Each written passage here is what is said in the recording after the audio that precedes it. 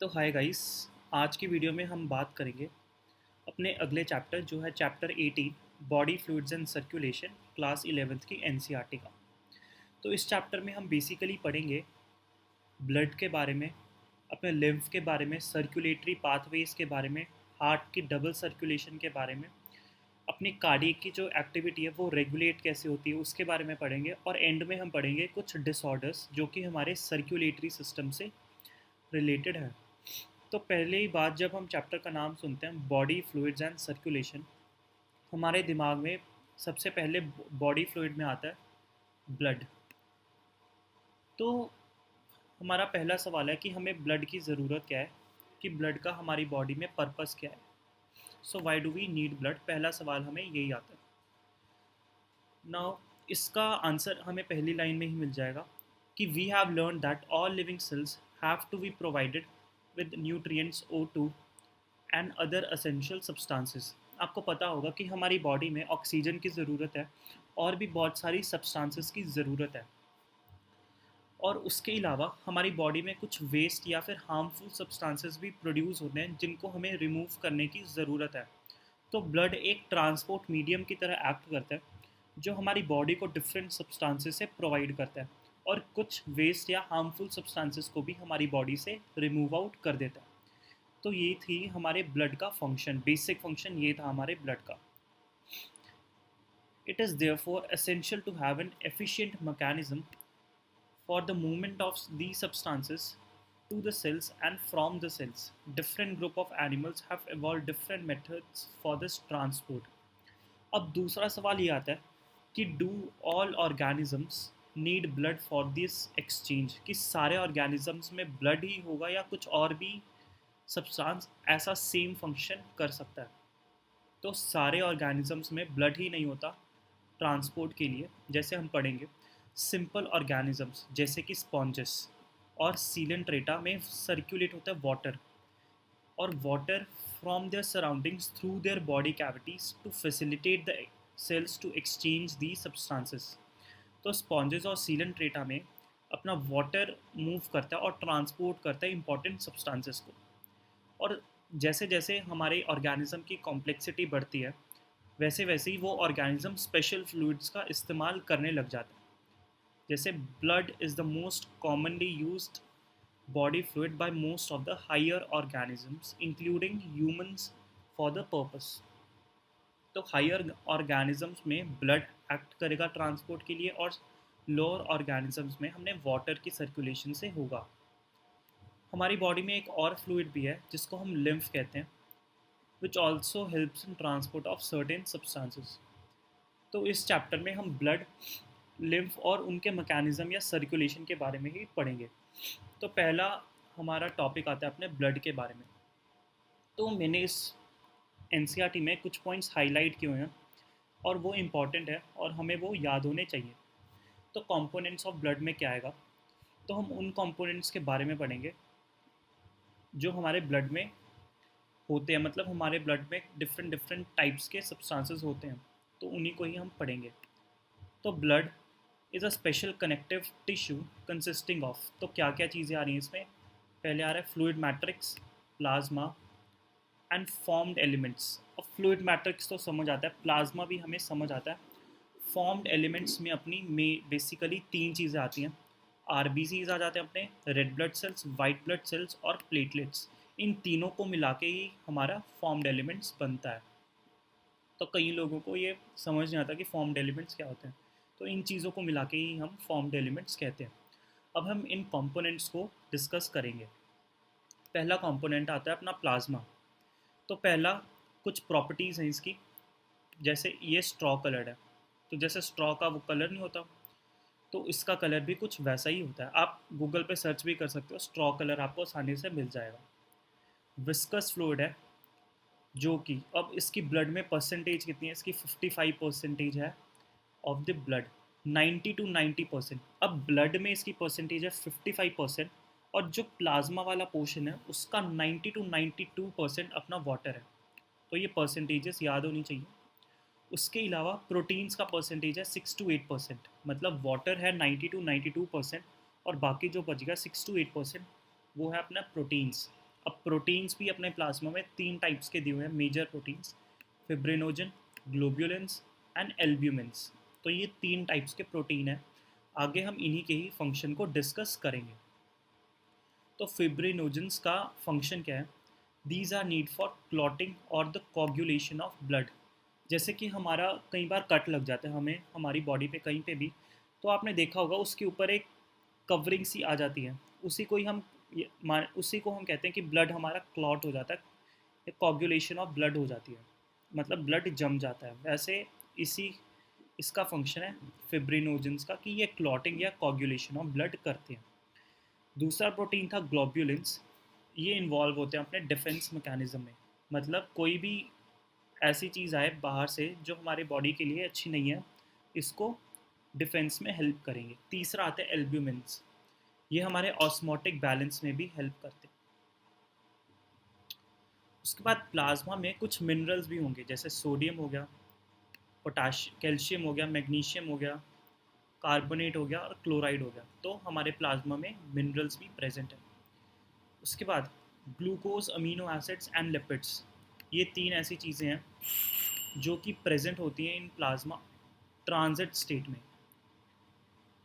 Transit का मतलब क्या होगा? ट्रांजिट का मतलब हुआ कि इन चीज़ों को हमें ट्रांसपोर्ट करना पड़ता है from one place to another. मतलब हमारी बॉडी में आपको पता ही होगा ग्लूकोज ऐसी चीज़ है कि हमारी बेसिक एनर्जी ग्लूकोज से आती है, और ग्लूकोज हमारी बॉडी में इधर उधर जहाँ पे भी एनर्जी की ज़रूरत है उधर ट्रांसपोर्ट होता रहता है, इसीलिए ट्रांजिट स्टेट में रहता है। मतलब ये ट्रांसपोर्ट होता रहता है from one place to another. वैसे ही अमीनो एसिड्स भी होते हैं और वैसे ही लिपिड्स होते हैं। तो ट्रांजिट का मतलब बेसिकली यही हुआ। उसके बाद जैसे हमने पढ़ा, फैक्टर्स ऑफ कोगुलेशन या clotting of blood are also present in the plasma, लेकिन इनएक्टिव फॉर्म में। मतलब वो एक्टिव नहीं है। अगर एक्टिव हो जाते तो ब्लड क्लॉट हो जाता। तो बेसिक कॉमन सेंस भी कहते हैं कि इनएक्टिव फॉर्म में ही प्रेजेंट होंगे। उसके बाद plasma without clotting factors is called serum. तो प्लाज्मा में से अगर हम क्लॉटिंग फैक्टर्स को निकाल दें, उसी को हम सीरम कहते हैं। अब इसी स्टेटमेंट को ये चेंज कर देता है, blood without clotting factors is called serum. तो ये गलत हो जाएगा, क्योंकि ब्लड में और भी बहुत सारी चीज़ें होती हैं, लेकिन plasma without clotting factors is called serum. तो ये पहली स्टेटमेंट अपनी सही हो जाएगी, लेकिन ये गलत हो जाएगी, ये वाली गलत है। तो ये हमें ध्यान रखना है, वो हमारी स्टेटमेंट को चेंज इजीली कर सकता है। अब दूसरा आते हैं अपने फॉर्म्ड एलिमेंट्स। फॉर्म्ड एलिमेंट्स में हमने 3 चीज़ें पढ़ी थी, आरबीसीज जिसको हम एरिथ्रोसाइट्स भी कहते हैं, ल्यूकोसाइट्स जो अपने डब्ल्यूबीसीज हो गए, और प्लेटलेट्स। इन सबको मिला के ही हम collectively called as the formed elements. और इनकी परसेंटेज है 45% ऑफ द ब्लड। प्लाज्मा की परसेंटेज थी 55, तो 100 माइनस 55 इज 45, तो 45% है हमारी ब्लड में फॉर्म्ड एलिमेंट्स की। अब हम इन्हीं एरिथ्रोसाइट्स, ल्यूकोसाइट्स और प्लेटलेट्स के कुछ फंक्शन या प्रॉपर्टीज़ पढ़ेंगे जो हमें याद होनी चाहिए। जैसे उनका नंबर कितना है, उनमें न्यूक्लियस है नहीं है, उनकी शेप क्या है, उनका लाइफ स्पैन क्या है। तो हम ऐसी चीज़ें हमें याद होनी चाहिए। अब पहला आता है एरिथ्रोसाइट्स और रेड ब्लड सेल्स। अब पहला पॉइंट है, these are the most abundant of all the cells of the body, all the cells in the blood, sorry. तो एरिथ्रोसाइट्स मोस्ट अबंडेंट सेल्स है हमारे ब्लड में। इनका परसेंटेज है 5 million to 5.5 millions of RBCs in millimetre cube of blood. तो हमें याद रखना है कि पर मिलीमीटर क्यूब ऑफ ब्लड में अपने 5 million to 5.5 millions of erythrocytes हो सकते हैं। दूसरा पॉइंट है कि आरबीसीज फॉर्म कहाँ पे होते हैं? तो आरबीसीज फॉर्म होते हैं अपने red bone marrow in adults. तो याद रखें, एडल्ट्स में रेड बोन मैरो में आरबीसीज फॉर्म होते हैं। तीसरा पॉइंट है, इनमें न्यूक्लियस नहीं होता। न्यूक्लियस होने के ना होने के भी बहुत इंपॉर्टेंट रीज़न है। एक आरबीसी ऐसा स्ट्रक्चर है जो कि ऑक्सीजन को कैरी करता है, और न्यूक्लियस ऐसा स्ट्रक्चर है जो कि बहुत लार्ज होता है। तो आरबीसीज को एक प्रॉपर्टी होनी चाहिए कि वो ज़्यादा से ज़्यादा ऑक्सीजन कैरी कर सके, लेकिन अगर उस पर न्यूक्लियस होगा तो न्यूक्लियस ही मैक्सिमम स्पेस उस सेल की कवर कर लेगा, इसलिए उसमें न्यूक्लियस नहीं होता, ताकि वो ऑक्सीजन ज़्यादा से ज़्यादा ऑक्सीजन को कैरी कर सके। तो ये बेसिक रीज़न है न्यूक्लियस ना होने का। दूसरा पॉइंट है इसकी शेप कैसी है, इसकी शेप बाइकनकेव होती है, कुछ ऐसी सी शेप होगी इसकी, कुछ ऐसी सी बाइकनकेव। कनकेव शेप मतलब ऐसा, इसको हम कनकेव शेप कहते हैं। बाइकनकेव मतलब एक साइड ऐसे कनकेव हो जाएगी और दूसरी साइड ऐसे कनकेव हो जाएगी। अब उसके बाद इनका कलर है रेड कलर। रेड कलर तो समझ आता है क्योंकि ये इनमें हीमोग्लोबिन होता है, हीमोग्लोबिन में आयरन होती है जो कि रेड कलर का होता है, इसलिए इसका कलर भी रेड है। उसके बाद हमें इसका दिया गया कि आरबी हमारे ब्लड में कितना हीमोग्लोबिन होना चाहिए एक हेल्दी इंडिविजुअल में। 12 to 16 grams of haemoglobin present होता है 100 ml ऑफ ब्लड में। तो ये इंपॉर्टेंट डेटा आ गया। उसके बाद these molecules play a significant role in transport of respiratory gases. हमने पिछले चैप्टर में भी पढ़ा था कि हीमोग्लोबिन ऑक्सीजन के साथ ऑक्सी हीमोग्लोबिन बना लेता है और CO2 के साथ कार्ब अमीनो हीमोग्लोबिन बना लेता है और कार्बन मोनोक्साइड के साथ कार्बोक्सी हीमोग्लोबिन बना लेता है। अब लाइफ स्पैन है इनका 120 डेज़ का, मतलब अपने RBCs लगभग 4 मंथ्स का इनका लाइफ स्पैन होता है। और ये डिस्ट्रॉय कहाँ होते हैं? डिस्ट्रॉय होते हैं अपने स्प्लीन में, इसीलिए इसको ग्रेवयार्ड ऑफ RBC भी कहते हैं। तो हमने एरिथ्रोसाइट्स अपना पूरा पढ़ लिया। दूसरे नंबर पे आते हैं अपने ल्यूकोसाइट्स, जिनको हम वाइट ब्लड सेल्स या फिर WBCs भी कहते हैं। पहली बात तो ये कलरलेस है, तो ये एक पॉइंट आ गया कि अपने RBCs रेड कलर के थे और ल्यूकोसाइट्स अपने कलरलेस हैं। कलरलेस इसलिए क्योंकि इनमें कोई हीमोग्लोबिन या ऐसी कोई पिगमेंट नहीं है जो इनको कलर दे सके। दूसरा पॉइंट आ गया, ये न्यूक्लिएटेड होते हैं। अपने RBCs में न्यूक्लियस नहीं था, लेकिन ये न्यूक्लिएटेड होते हैं और इनका नंबर भी लेस होता है। इनका नंबर है सिर्फ 6000 टू 8000 मिलीमीटर क्यूब। अपने RBCs का था 5 टू 5.5 मिलियन पर मिलीमीटर क्यूब ऑफ ब्लड। इनके लाइफ स्पैन भी स्मॉल होता है। RBCs का था 120 डेज, इनका बहुत ही स्मॉल होता है, इनका बेसिकली वीक्स में होता है कुछ एवरेज लाइफ स्पैन। अब WBCs को भी हमने दो टाइप्स में बांटा हुआ है, एक में आते हैं ग्रेन्यूलोसाइट्स और दूसरे में आते हैं ए ग्रेन्यूलोसाइट्स। अब ऐसा क्यों है? क्योंकि ग्रेन्यूलोसाइट्स में आपको कुछ ग्रेन्स लाइक स्ट्रक्चर दिखेंगे और ए ग्रेन्यूलोसाइट्स में नहीं दिखेंगे। तो अपने ग्रेन्यूलोसाइट्स में तीन आते हैं, न्यूट्रोफिल्स आते हैं, यूसिनोफिल्स आते हैं और बेसोफिल्स आते हैं। और अपने ए ग्रेन्यूलोसाइट्स में आते हैं अपने लिम्फोसाइट्स एंड मोनोसाइट्स। अब इन्हीं में ही हमें न्यूट्रोफिल्स, यूसिनोफिल्स, बेसोफिल्स, इन सब की परसेंटेज पता होनी चाहिए। तो मैक्सिमम परसेंटेज अपने न्यूट्रोफिल्स की होती है, जो कि मोस्ट अबंडेंट भी है, और इनकी परसेंटेज है 60 to 65% of the total WBCs। Basophils सबसे कम होते हैं और इसकी परसेंटेज है 0.5 टू 1%।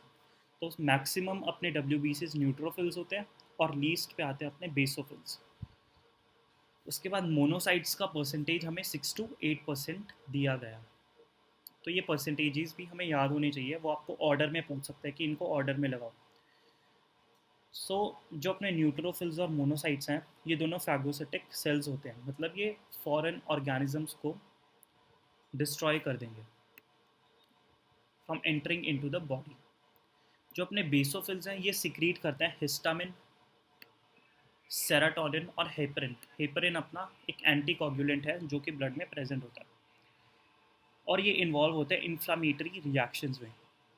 उसके बाद दूसरे पे हमें दिया गया है यूसिनोफिल्स, जिनकी परसेंटेजेस है 2 टू 3%। और इनका फंक्शन है ये रेजिस्ट करते हैं इन्फेक्शंस को और इन्वॉल्व होते हैं कुछ एलर्जिक रिएक्शंस में भी। उसके बाद आते हैं अपने लिम्फोसाइट्स, जिसकी परसेंटेजेस हमें दी गई है 20 टू 25%। और ये दो फॉर्म्स में होते हैं, B एंड T फॉर्म्स, और दोनों ही B and T forms responsible होते हैं अपने इम्यून रिस्पॉन्सेस के लिए, मतलब कि हमें किसी फॉरेन ऑर्गेनिज्म से प्रोटेक्ट करने के लिए। तो एक बार हम इनकी शेप को वापस देखेंगे और डायग्राम में भी दिया गया है। तो RBCs होते हैं अपने बाइकनकेव, प्लेटलेट्स की कोई पर्टिकुलर शेप ही नहीं होती। उसके बाद ये सीनोफिल्स अपने बायलोब्ड होते हैं, आपको दिख रहा होगा, एक लोब ये रहा, दूसरा लोब इसका ये रहा, तो ये बायलोब्ड होते हैं। बेसोफिल्स भी बायलोब्ड होते हैं, पर ये इतनी आसानी से दिखते नहीं हैं, इसमें भी आपको नहीं दिख रहा होगा।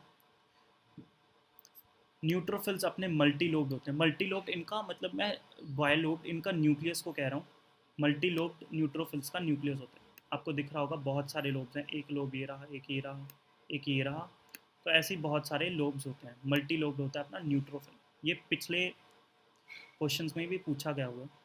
मोनोसाइट आर किडनी शेप, आपको दिख रहा होगा हमारी किडनी की तरह ही लग रही है इनकी शेप, कुछ ऐसे होती है अपनी किडनी। तो मोनोसाइट की शेप का, न्यूक्लियस की शेप भी किडनी जैसी होती है।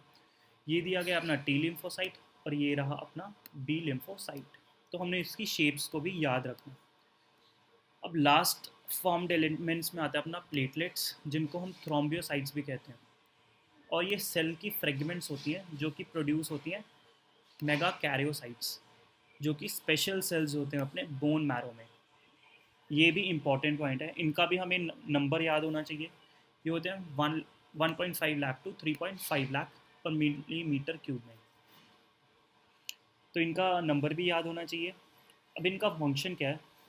तो प्लेटलेट्स रिलीज करते हैं variety of substances which are involve in coagulation या फिर हमारे ब्लड को के फ्लो को स्टॉप करने के लिए हमारा ब्लड कोगुलेट करता है, तो ये उसी में ही हेल्प करते हैं। इनके रिडक्शन, अगर ये इस चीज़ में हेल्प कर रहे हैं, अगर इनका नंबर रिड्यूस हो गया तो हमारे क्लॉटिंग वाला डिसऑर्डर, हमें क्लॉटिंग डिसऑर्डर हो जाएगा। मतलब कि हमें अगर कोई कट लग जाए तो हमारे क्लट उस कट से ब्लड फ्लो होना स्टॉप नहीं करेगा और ब्लड फ्लो ही होता रहेगा। Will lead to excessive loss of blood. और अगर किसी में ऐसा हो रहा है कि उसका ब्लड स्टॉप नहीं हो रहा एक कट से, तो हम ये भी अंदाज़ा लगा सकते हैं कि उसके प्लेटलेट्स का नंबर कम है। तो इसी के साथ हमने अपने ब्लड के कंपोनेंट्स को पढ़ लिया। तो अगले वीडियो में हम अपने ब्लड ग्रुप्स के बारे में डिस्कस करेंगे। तो इस वीडियो में इतना ही। अपने अगली वीडियो में हम अपने अगले टॉपिक से शुरू करेंगे।